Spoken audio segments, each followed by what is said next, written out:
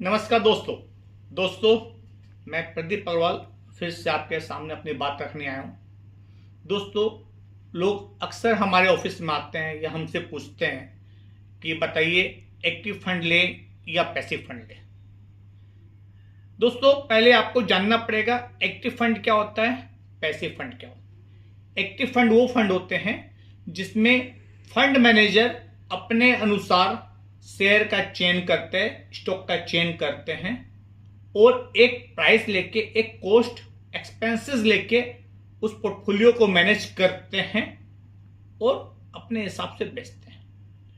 Passive fund वो fund होते हैं जो इंडेक्स बेस्ड होते हैं, जैसे Nifty 50, mid cap 150, small cap 250, जो इंडेक्स से बेस होते हैं। इंडेक्स में जो वेटेज होता है उनका वेटेज के अनुसार वो उसमें फंड लेते हैं। इसमें फंड मैनेजर का कोई भी रोल नहीं होता है और इसमें खर्चा बहुत कम होता है।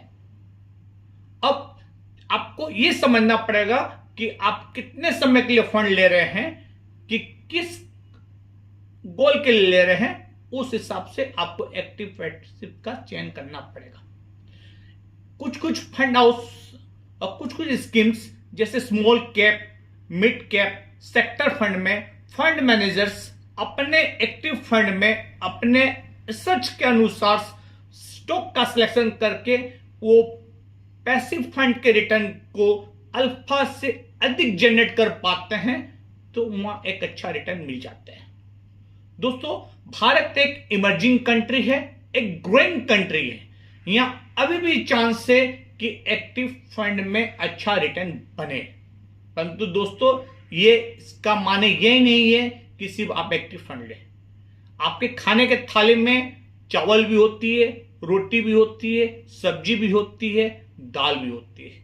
उसी प्रकार जब आप पोर्टफोलियो बनाते हैं तो आपके पास कुछ एक्टिव फंड हो, कुछ पैसिव फंड हो, कुछ बैलेंस एडवांटेज फंड हो, कुछ गोल्ड सिल्वर हो, तब से उसके अनुसार पोर्टफोलियो बनाइए।